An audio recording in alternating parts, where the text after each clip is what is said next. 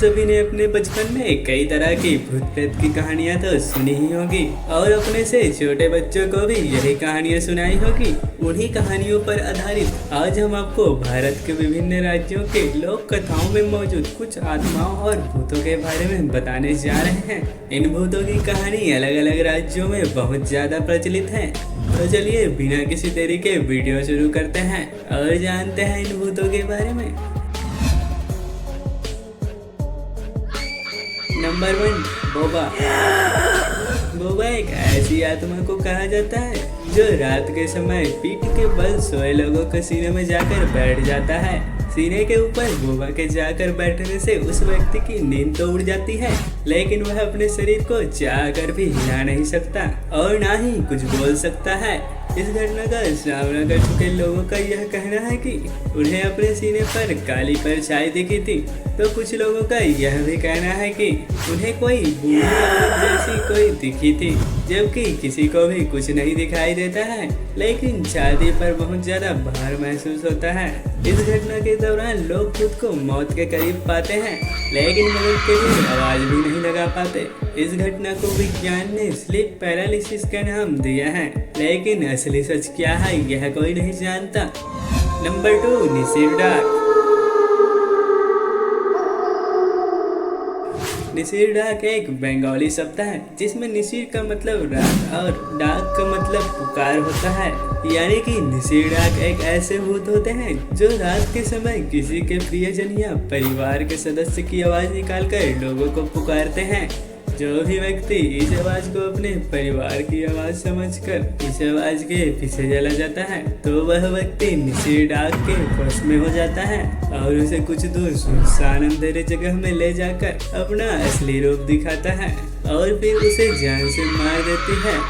माना जाता है निसिर डाक ज्यादातर अमावस्या की रात को ही आती है और लोगों के घर के दरवाजे के बाहर से परिवार के किसी सदस्य की आवाज निकालकर दरवाजा खोलने को कहती है। लोक कथाओं के अनुसार निसिर डाक सिर्फ 2 बार आवाज लगाती है और कोई व्यक्ति अगर 2 बार पुकार के बाद भी नहीं चला आता तो वह किसी दूसरे शिकार के लिए चली जाती है। इसीलिए कहा जाता है कि रात में अगर कोई आपको दूर से आवाज लगाता है या आपसे मदद मांगता है तो आपको उसके 2 बार से ज्यादा बार कहने तक रुकना चाहिए। नंबर 3, डायन। आप सभी ने डायन का नाम तो कई बार सुना होगा। इसका जिक्र सिर्फ भारतीय लोक कथाओं में नहीं बल्कि विदेशों में भी डायन को माना जाता है, जहां इसे विच कहा जाता है। माना जाता है कि डायन एक ऐसी औरत होती है जो शैतानों को पूजती है और काले जादू भी करती है।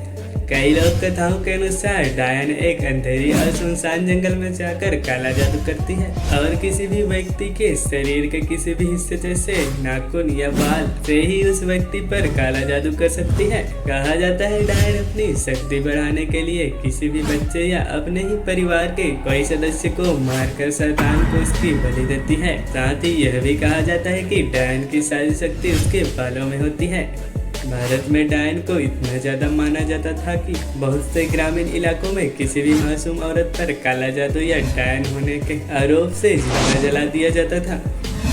नंबर 4, भारतीय पौराणिक कथाओं में यह बताया गया है कि ढूंढ एक ऐसी भूत या आत्मा होती है जिसकी मौत युद्ध के दौरान हो गई हो और कहा जाता है कि ढूंढ का सिर कटा हुआ होता है और वह रात के समय अपने घोड़े पर सवार होकर सुनसान जंगलों में भटकता है। उसके एक हाथ में तलवार होता है तो दूसरे हाथ में उसका कटा हुआ सिर। कहा जाता है रात के समय जो भी व्यक्ति अकेले उस सुनसान जंगल से गुजरता है तो ढूंढ का कटा हुआ सिर उस व्यक्ति का नाम पुकारता है और अगर वह व्यक्ति उस आवाज को सुनकर उसके पीछे जाता है तो ढूंढ अपने तलवार से उस व्यक्ति का गला काट देता है।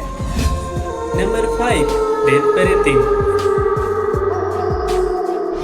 प्रेत या प्रेतिन भारत के सबसे प्रमुख भूतों में से एक है, जिन्हें भारत के लगभग सभी राज्यों में माना जाता है। प्रेतों का जिक्र सिर्फ हिंदू धर्म में ही नहीं बल्कि चीनी, बुद्धिस्ट और एशिया के अन्य संस्कृति में भी मिलती है।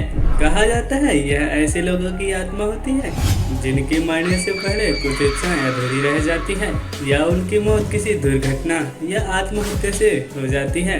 लोक कथाओं के अनुसार ये आत्माएं लोगों के शरीर में घुसकर उन्हें परेशान करती है और बहुत लोगों ने इसे देखने के दावे भी किए हैं। हिंदू धर्म की माने तो माथे पर तिलक या माला जैसी कुछ पवित्र वस्तु होने से या भगवान का नाम लेने से ऐसी आत्माएं हमसे दूर रहती हैं। इसलिए इससे बचने का उपाय यही माना जाता है कि रात को किसी सुनसान जगह से गुजरते हुए भगवान का स्मरण करते रहें। नंबर 6, जोखो या जोक। यह बंगाली लोक कथाओं में माने जाने वाला भूत है। ये ऐसे भूत या आत्माएं होती है जो किसी जनसंपत्ति की रखवाली करती हैं। इन भूतों को अच्छे स्वभाव का माना जाता है और कहा जाता है कि ये अपने चाहने वाले लोगों की रक्षा करती है और उनके पास धन की कभी कमी नहीं होने देती। लेकिन जो लालची व्यक्ति जोखों के रक्षा किए धन को चुराती है तो ये उनके पूरे परिवार का जीना मुश्किल कर देती है या उस व्यक्ति की जान ले लेती है। बंगाल में जोखों द्वारा रक्षा किए जाने वाले धन या संपत्ति को जोखा धन कहा जाता है। नंबर 7, बेताल। बेताल एक ऐसी आत्मा को कहा जाता है जो कब्रिस्तान के आसपास पाई जाती है, जो अपनी मर्जी अनुसार कब्र में मौजूद लाशों में घुसकर रहती है और कुछ दिनों बाद रहने के लिए नए लाश की तलाश करती है। ऐसा कहा जाता है कि बेताल शाम के समय कब्रिस्तान से गुजरने वाले लोगों को परेशान करती है, उन्हें पागल भी कर सकती है और उसे मार भी सकती है। साथ ही ऐसा माना जाता है कि बेताल अपने आसपास के गांव की रक्षा भी करती है। हिंदू लोक कथाओं के अनुसार बेताल को भगवान शिव के अवतार भैरव का स्वरूप माना गया है, इसीलिए बेताल को सभी भूतों से सर्वश्रेष्ठ माना गया है। गोवा तथा महाराष्ट्र के कुछ इलाकों में बेताल की पूजा भी की जाती है, इसीलिए वहाँ बेताल टेम्पल भी बनाए गए हैं। नंबर 8, चुड़ैल। भारत की डरावनी लोक कथाओं में सबसे प्रसिद्ध पात्र चुड़ैल को हम मान सकते हैं। कहा जाता है कि जिन महिलाओं की हत्या की जाती है या फिर जिनकी मौत गर्भवती होने के दौरान हो जाती है तो ऐसी महिला मरने के बाद चुड़ैल बनती है। कहा जाता है चुड़ैल दिखने में बहुत ज्यादा डरावना होता है, जैसा कि आपने कई फिल्मों में देखा ही होगा। यह खुद को किसी सुंदर औरत में बदल सकती है, लेकिन फिर भी इसके पैर उल्टे ही रहते हैं और इन्हीं मुड़े हुए पैरों से चुड़ैल को पहचानने का एक आसान तरीका माना जाता है। कई लोगों ने इसे सुनसान रास्तों पर देखने के दावे भी किए हैं। लोगों का यह भी मानना है कि चुड़ैल महिलाओं पर हमला नहीं करती है। लोक कथाओं के अनुसार चुड़ैल अच्छी और बुरी दोनों प्रकार की होती है। वीडियो अच्छा लगा हो तो लाइक, शेयर एंड सब्सक्राइब। मिलते हैं अगली वीडियो में।